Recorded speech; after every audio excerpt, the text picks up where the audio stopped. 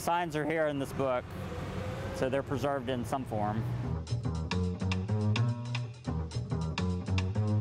Charles Buchanan's journey at preserving the history of those signs started as an article in the Birmingham magazine 2 years ago. And then the History Press contacted me about writing a book. After a year of research, his book, The Fading Ads of Birmingham, was complete. The ads included show how the Magic City has changed. The signs that used to dot the streets of Birmingham. It used to be that on every wall around the city you would see these signs advertising all kinds of products and services. These signs used to sort of encapsulate the wants and needs and ambitions of the people who built Birmingham. It's also a lesson in history. Did you know Jack Daniels was headquartered right here in Birmingham for 4 years after Tennessee voted to ban alcohol production in 1911? And some of the signs preserve the negative stereotypes and memories of a painful past. It's kind of like this, this portal into another time. They are now called ghost ads, and as they fade, remnants of other ads that were painted over start to show too. There are at least 2 Coca-Cola signs that are under this one that predate the Uniform House of Dixie sign, and you can see them below the sign. People didn't really value the sign as much as they did the wall space. And so if someone offered a better price for the wall the next year, they would come and paint over it.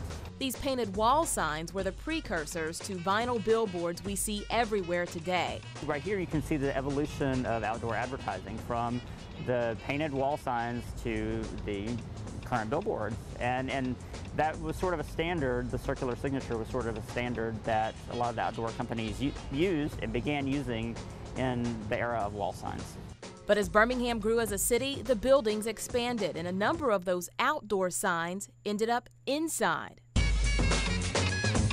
When he told us that he wanted to do this book, we were really excited. Maybe not as excited as the day James Johnson and his wife discovered that one of the walls in his new home was hiding something beneath the plaster. I pulled a piece of the paneling off and then took a hammer and just chipped away, for some reason, right here in this area.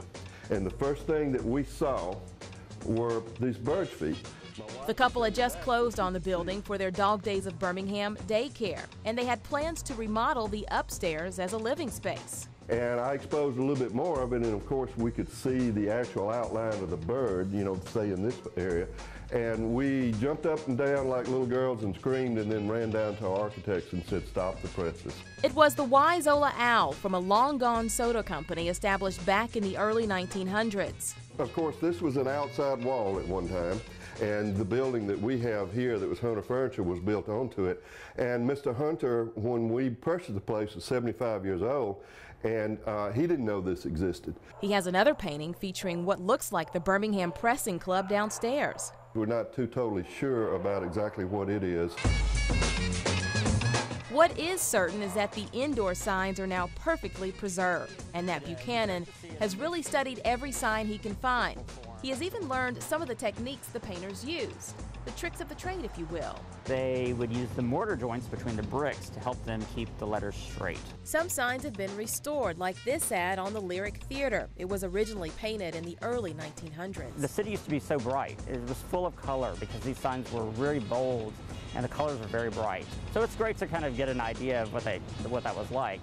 In a way, also, though, it kind of takes away from this patina of these faded signs. Buchanan sort of looks forward to the original paintings fading even more, so he can see even more of what the advertisers and the sign painters left behind. Never know what you're going to see. I know, and that was what's great too about this one. When I was up close to it, there was actually a sign under that one, and I can't tell what it is, but you can kind of see some of the letters. Yeah. Perhaps he will write yet another book as some of those ghost ads reappear. A lot of finding out about these signs is just standing in front of them and staring at them.